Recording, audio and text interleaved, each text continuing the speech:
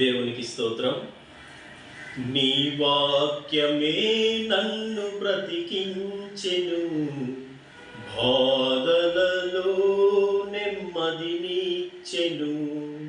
కృపాశక్తి దయాశక్తి సంపూర్ణుడా, వాక్యమై ఉన్న యేసు వందనమయ్యా.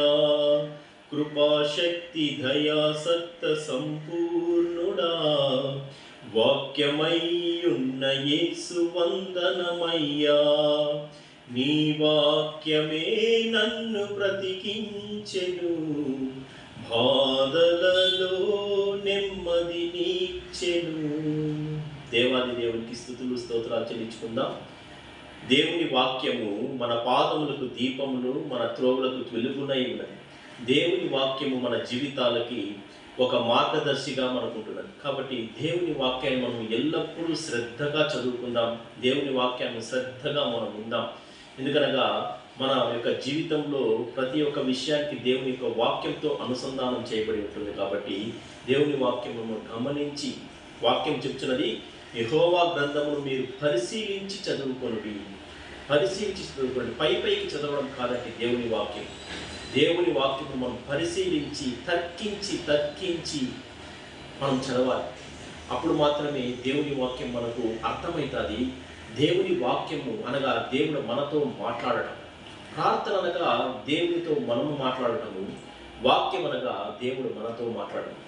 ఒక పక్షికి 2 రెక్కలు ఎలా ఉంటుందో, ప్రతి క్రైస్తవునికి వాక్యము మరియు ప్రార్థన 2 రెక్కలుగా ఉన్నట్టయితేనే అవి బ్యాలెన్స్ చేసుకున్నట్టు మనము వాటిని బ్యాలెన్స్ చేసుకుంటూనే మనము పైకి ఎగరగలం. కాబట్టి వాక్యం ఎలాగంటున్నది, యెషయా గ్రంథము 40:31 యెహోవా కొరకు ఎదురు చూచువారు నూతన బలము పొందెదరు, వారు పక్షిరాజు వలె తమ రెక్కలు చాపి పైకి ఎగురుదురు, అలయక పరిగెత్తుదురు, సొమ్మసిల్లక నడిచిపోదురు. కాబట్టి వాక్యము మనకు అన్ని వేళలా మనకు సహాయకారిగా ఉంటుంది. దేవుడు వాక్యం ద్వారా మనతో అనేక విషయాలు మాట్లాడతారు. కాబట్టి దేవుని వాక్యం ఎక్కడ మనము అశ్రద్ధ చేయకూడదు. దేవుని వాక్యం మనం చదువుకుందాం. 1 పేతురు 3:9. 1 పేతురు 3:9. ఆశీర్వాదమునకు వారసులవుటకు మీరు పిలువబడితిరి గనుక కీడులకు ప్రతి కీడైనను దూషణకు ప్రతి దూషణైనకు చేయక దీవించుడి. చిన్న ప్రార్థన చేసుకుని దేవుని వాక్యం ప్రారంభించుకుందాం.